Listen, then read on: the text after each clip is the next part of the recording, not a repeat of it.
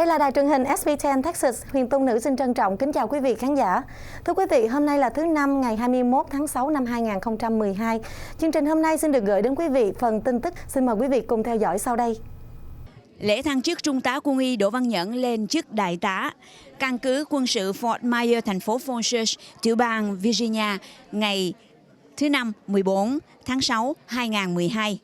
Trung tá Đỗ Văn Nhẫn là con của ông Đỗ Văn Hạnh, khóa 18, Võ Bị, Đà Lạt, và mẹ là nhà văn Thu Nga, giám đốc đài phát thanh 890 AM, cũng là đại diện SBTN ở Texas.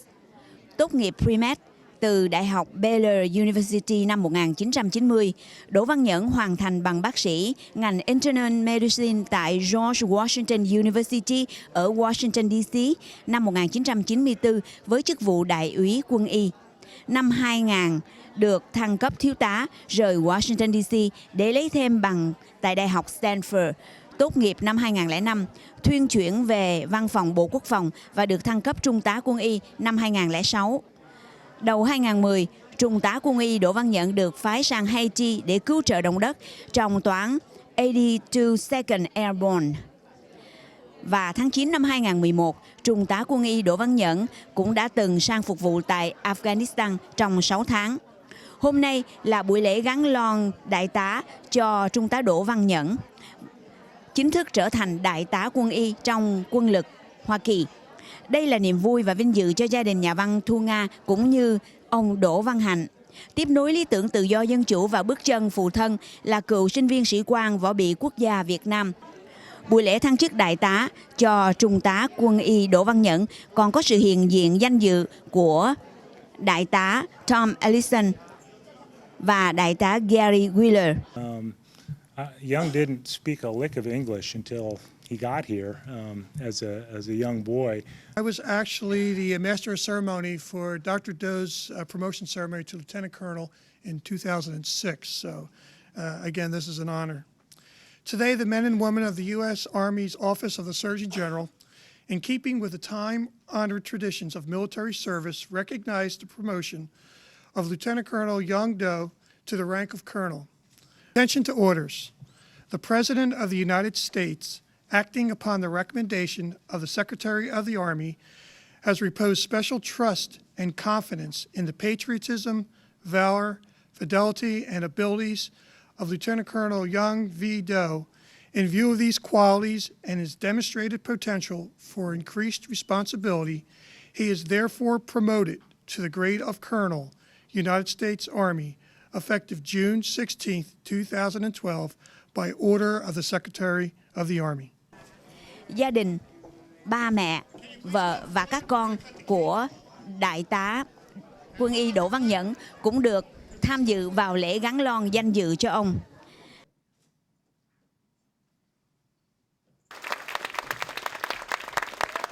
Will Lieutenant Colonel Doe's children please come forward?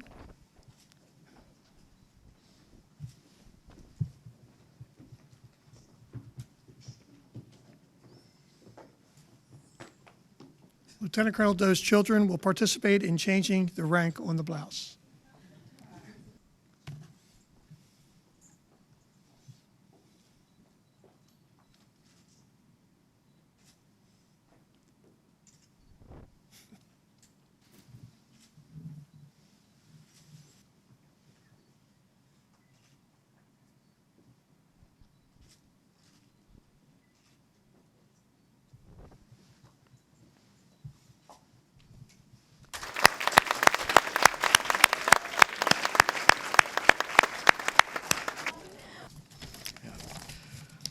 Thank you, Colonel Wheeler and Colonel Allison and my friends and colleagues. Thank you for finding the time to in your schedule to be here with my family and me.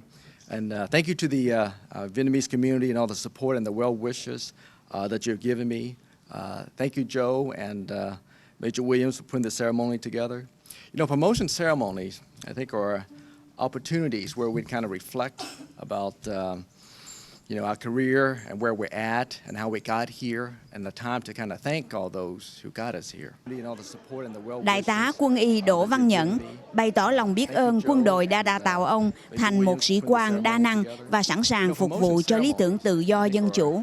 opportunities where we kind of Trong reflect bài diễn văn, about, ông không quên ngỏ lời tri ân cha mẹ, luôn dạy dưỡng ông lý tưởng về tự do, dân chủ, nhất là người cha của ông là ông Đỗ Văn Hạnh đã dạy cho ông lý tưởng của người lính chiến. Ông đã cảm ơn mẹ là nhà văn Thu Nga cùng vợ con hết lòng hỗ trợ khi ông vào quân đội và sinh hoạt trong quân đội. Ông cũng cảm ơn cộng đồng người Việt quốc gia đã hỗ trợ và dạy cho ông biết thế nào là lý tưởng tự do trong một đất nước tự do. Trên hết, biến cố 911 năm 2001 ở New York đã đánh thức tâm khảm của ông Đỗ Văn Nhẫn để ông tự hỏi phải làm gì hầu bảo vệ quê hương, đất nước Hiệp chủng quốc đã cưu mang rất nhiều gia đình của người tị nạn Việt Nam ở đất nước này. really serious consideration to what a life of selfless service actually mean. And so a few days later, I think my wife came to me. You know, my wife, who's one who's so eager and ready to leave the Army, basically said, I don't think we can leave the Army. You know, the world has changed. So our personal needs and goals were no longer as important anymore. So I remember her buying the Army's wife handbook, and she read it from cover to cover. But unfortunately, she soon learned that it's easier to learn what all the protocols are than trying to figure out what to do with a leaking roof and the ice on the driveway during the snowstorm while I was in Haiti, right? And you know, much easier than trying to figure out what to do with all these feisty teenagers who had to be in multiple places at one time. So she had to kind of figure out how to juggle, you know, her career and how to manage this large household. So I don't think I would have been here without her.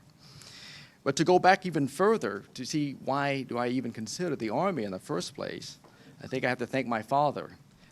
My father had been an officer in the Vietnamese Army.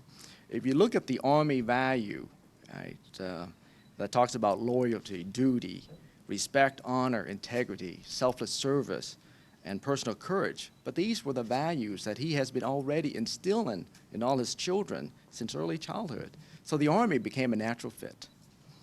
I also like to thank my mother, who along with my father really pushed us, you know, the children into excelling, to achieve our personal best.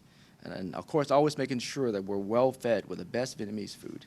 And that was kind of important. I also like to thank my mother and father-in-law, who are so supportive that they even moved from Connecticut to Virginia to help us manage our household. And I don't think my wife and I can really maintain both of our professional careers without them.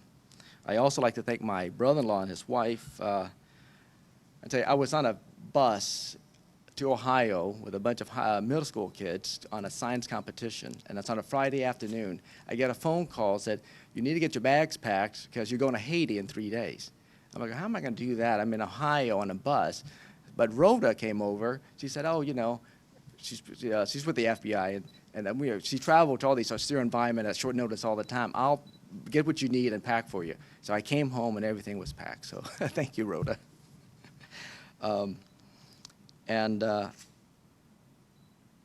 Yeah, so at this time, I'd like to present flowers to my mom, my wife, my mother-in-law, and Rhoda. Katie?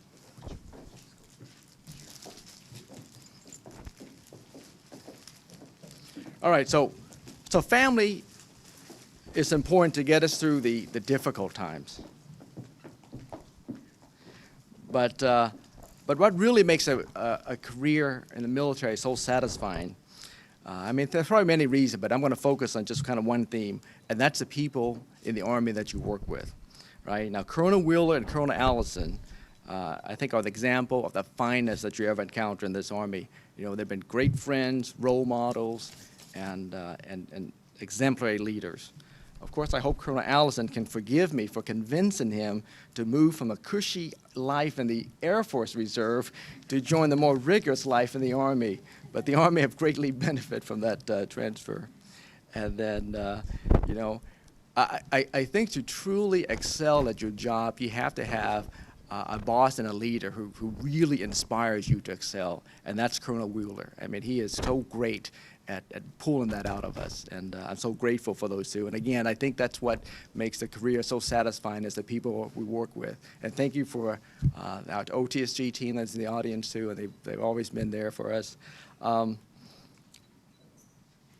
And I've been asked by strangers and by families and by friends about what I think of the war in Afghanistan and Iraq. You know, has the decade of fighting been worth it? You know, when do we actually really see the benefit? Well, I believe that what we're fighting for is a better world for our children. And I missed 3 of my children's birthday while I was deployed. But I actually had a flag flown on their birthday over Bastion, which is a multinational hospital in Helmand Province where I worked at. And so I'd like to present to them now. And this is really a reminder to them that there were many sacrifices in terms of life loss, in terms of long-lasting physical and emotional pain that many will carry on long after this war, you know, in order for them to have the security and the prosperity so that they too will have the opportunity to raise their children with a value, the same value of selfless service, integrity, and honor. So Stephanie, this flag was flown on your birthday. And Alexander, oh, actually, Andrew, can you come and help me? This flag was flown on March 16th.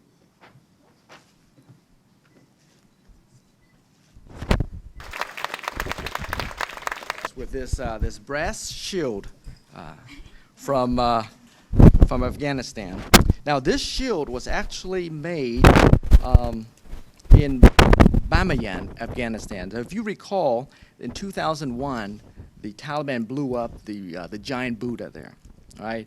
While this act symbolizes the oppression, this shield signified the opposite, since it came from that part of the world where freedom was once suppressed. So, Andrew, this shield is a reminder that we have an obligation and duty to respond and protect those who are weak and oppressed. All right, Andrew. Right now is an opportunity for anyone else who would like to make some remarks before we close the ceremony. Would anyone like to come up and say anything? My calligraphy to memory of the ceremony of the promote to the rank of Colonel Dovanyan as an Army medical doctor to former year election on June 14, 2012.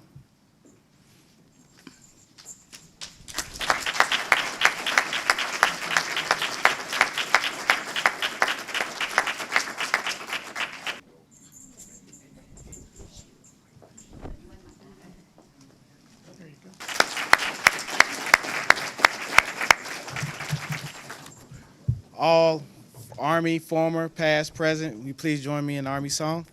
First to fight for our right and to build the nation's might as the Army goes rolling along.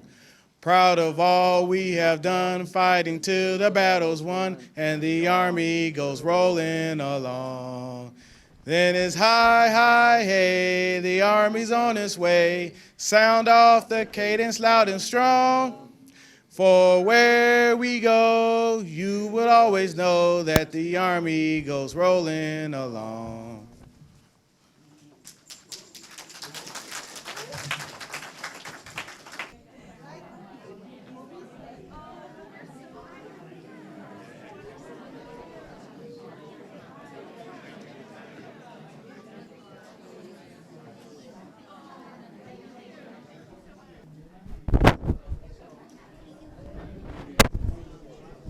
Tôi là Nguyễn Văn Thuận, khóa 16 Đà Lạt. Hôm nay tôi đến dự lễ của cháu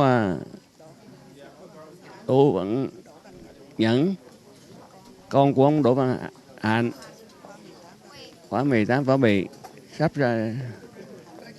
Tôi rất hãnh diện có những đứa cháu như vậy. Thưa Đại tá Đỗ Văn Nhẫn, xin trình bày cái cảm tưởng mà ông có mà có thể là tác động mạnh nhất đối với ông trong ngày hôm nay, cái ngày mà ông được thăng chức đại tá ở ngay tại căn cứ quân sự Fort Myers này. Yes, I think as I mentioned before, it's a tough question and I often hesitate because there's probably many different emotions I'm feeling, but I think the key things that I'm feeling is really overwhelming gratitude towards my mom and dad because I don't think without them I would be here where I'm at. Và thân mẫu của đại tá quân y Đỗ Văn Nhẫn đang đứng gần con và chắc có lẽ bà đã nghe được những lời của con nói, bà có thể lặp lại cho mọi người hiểu. Dạ, dạ vâng, thì là cháu cũng có thể là nói được nửa tiếng Mỹ, nửa tiếng Việt. Tuy nhiên rằng cháu nói tiếng Việt cũng nhiều lắm nhưng mà cháu có lẽ là đang bị nervous. Cho nên cháu muốn nói rằng nếu mà không có ba má thì là chắc cháu không có được ngày hôm nay vì lại vậy. Cho nên là cháu nhớ ơn ba má, đúng vậy không con? Dạ đúng.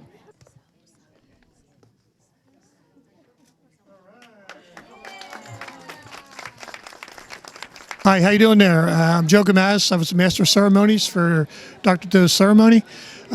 It's been a real honor. I've known Dr. Doe for a long time, and when Kim asked me while he was in Afghanistan to be the Master of Ceremony, I thought, what an honor, what a great man. So I really appreciate it. Had a great time, and he's got a beautiful family. Hôm nay tôi rất vui được đi dự cái ngày của anh Đỗ Văn Nhẫn lên cấp đại tá của quân y quân lực Hoa Kỳ, quân đội hùng mạnh nhất của thế giới, và rất là đông quan khách Việt Mỹ đã đến tham dự và buổi lễ rất là long trọng, và đó là một cái vinh dự lớn lao cho cái người Việt Nam của chúng ta. I'm Dr. Doe's wife, and we're so thrilled that all of the Vietnamese community is here supporting this amazing event of Dr. Doe becoming a colonel, and we're so thrilled to just have many, many great friends and family members present here. He's a great man. He's a great individual. I'm so thrilled to be married to him for the past 18 years, and I just thank the Lord that he's brought me in with a great marriage and great family. So thank you. Thank you very much. Sau 37 năm lưu lạc nơi xứ người, đặc biệt ở tại Hoa Kỳ, những người trẻ Mỹ gốc Việt gia nhập quân đội đã làm rạng danh và tiếp nối bước của cha ông để trở thành những sĩ quan tài năng trong quân lực của Hoa Kỳ. Thanh Trúc tường trình từ Washington.